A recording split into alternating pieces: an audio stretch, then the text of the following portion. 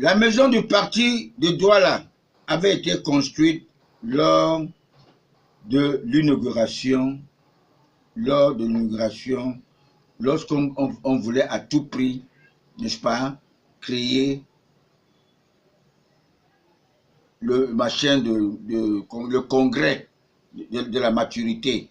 On a demandé on nous a exigé au temps du président dictateur Amadou Ahidjo de l'argent. Nous l'avons fait. Cette maison a été construite par nous, de l'UNC à l'époque, même si nous fûmes des UPCistes. Parce que l'UNC, le parti unique, était obligatoire.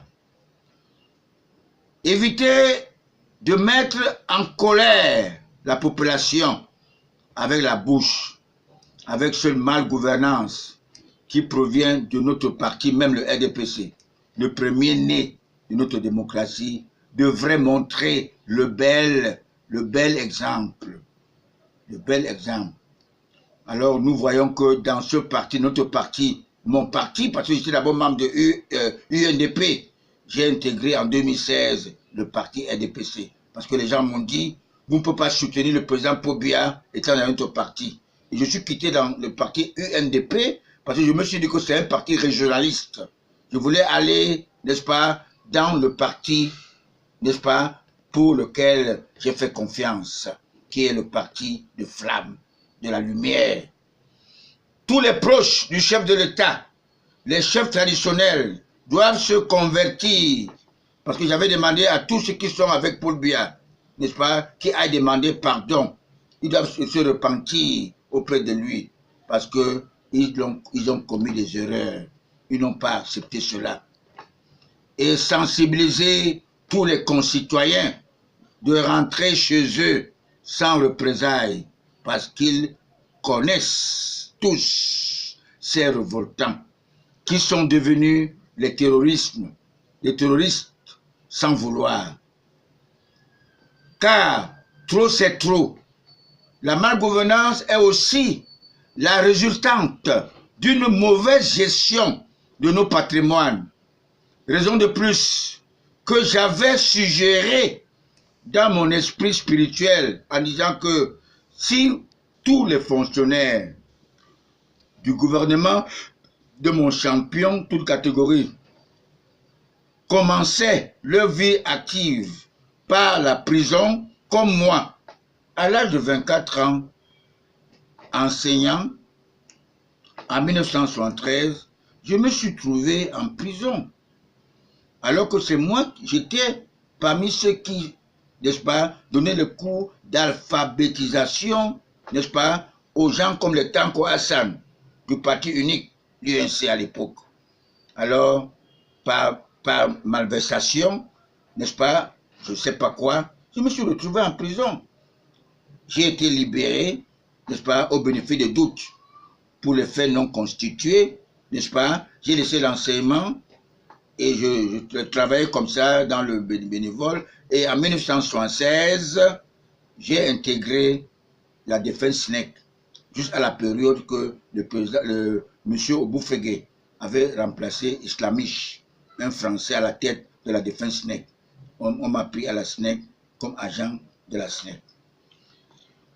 Alors, il éviterait ceux-là, s'ils commençaient par la prison comme moi, de distraire notre économie.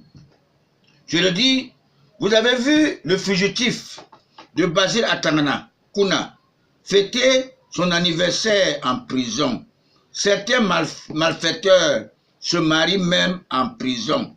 Et vous avez vu, même certains fonctionnaires de notre pays, n'est-ce pas, les Bokam Jean-Baptiste, n'est-ce pas, qui célèbrent, qui célèbrent leur milliard, qui fêtent leur milliard, alors que moi, qui suis le soutien inconditionnel du président Paul Biya, j'ai aujourd'hui 70 ans. Et en 2035, j'aurai son âge actuel, 86 ans. En ce moment, lui, il aura 102 ans seulement. Il ne souffre de rien. Vous avez vu l'écrivain Bernard Dadier, décédé à plus de 100 ans, sans être chef de l'État.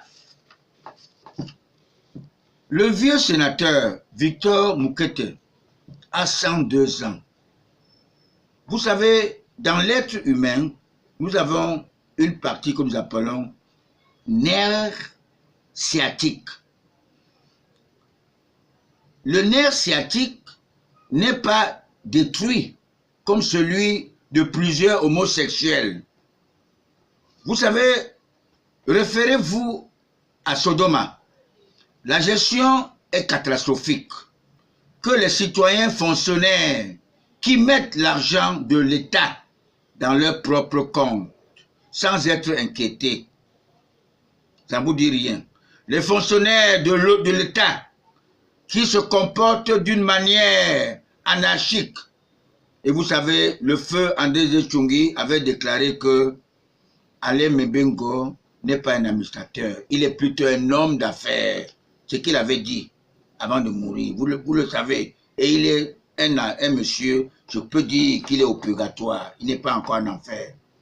Personne n'a l'esprit patriotique, personne n'a l'amour de son prochain, et personne ne travaille pour l'intérêt de son peuple. Tous pour lui, tout pour lui et pour sa progéniture. Il est ministre.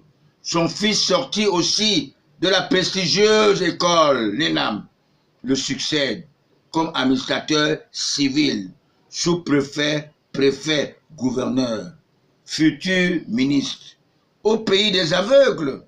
Parce que nous sommes des aveugles, que tous les borgnes sont devenus des rois dans la planète conquise par le Satan, en maître absolu, et veulent nous cultiver le vivre ensemble. Dans quel monde? Dans deux poids, deux mesures. Je dis non, on ne peut pas faire ça. Il faut quand même qu'on comprenne que les choses ne seront plus les mêmes. Le président Paul Biya, il vous sort des ténèbres. Il vous donne la nourriture dans une marmite. Vous mangez et vous cassez vous-même la marmite. À qui la faute? À qui la faute? Camerounaises, Camerounais, ne nous laissons pas tromper par les sans-caleçons, par les fracs-maçons, les fonctionnaires qui fêtent leurs milliards, qui construisent des églises alors qu'il n'y a pas de route pour se rendre dans leur village. Et les cathédrales se brûlent. Notre pays, le Cameroun, ne sera jamais dirigé par les Occidentaux. Le président Paul Biya n'a pas encore accompli sa mission. Raison de plus qu'il avait placé notre émergence en 2035. Il ne souffre de rien. Il est frais comme un poisson dans l'eau. Je ne lui ai pas nommé président d'honneur de notre association politique par hasard. Plus personne ne se retrouvera plus dans l'eau. Nous serons tous fiers d'être Camerounais. La récréation est terminée. Bon entendeur, salut. Mes très chers frères, en Christ véritable, la voix du Satan est une voix éphémère. Il peut vous vomir à tout moment, alors que Dieu ne vous vomira jamais. Je vous le dis. Jean Piessa se trouve en enfer. Il a sodomisé plusieurs artistes, musiciens. Le Satan le conduit à faire que le mal. Moi qui vous parle, j'avais été à l'époque dans la même voie. Mais je me suis repenti et Dieu m'a choisi, Dieu m'a puni de ne pas avoir d'enfant, n'est-ce pas, mais de travailler pour lui. J'étais seul, je persécutais, mais il m'a fait devenir Paul. Il m'a fait devenir quelqu'un, n'est-ce pas, qui est le seul à accepter, à soutenir le président Paul Biya. Le seul. J'ai mis beaucoup d'argent pour le faire depuis 2014. Qui tue par l'épée meurt toujours par l'épée.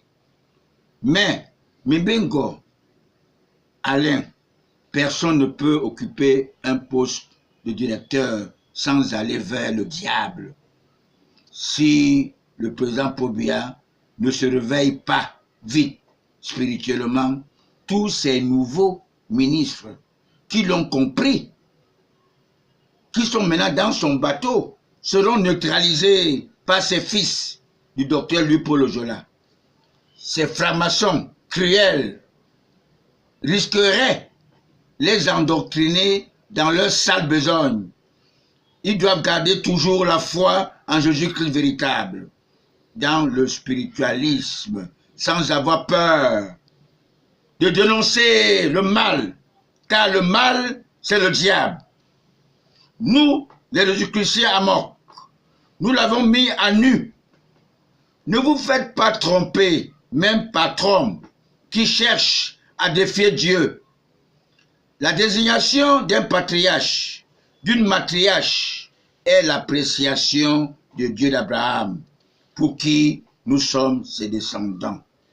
Avec Ismaël, le fils aîné, enfant d'Agar, et Isaac, enfant de la femme légitime qui est Sarah, pour qui Dieu, le Père, a rétrocédé son alliance parce qu'il est le fils légitime.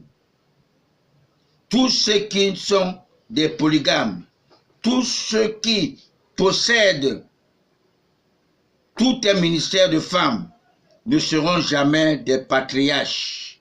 Pour conclure mes propos et mon analyse, à ma qualité de politologue spirituel, patriarche Nobel Congo, président fondateur de COTRAC, collectif de travailleurs retraités de l'Afrique centrale, nous avons été beaucoup pour la victoire de notre président d'honneur, le grand patriarche Paul Biya.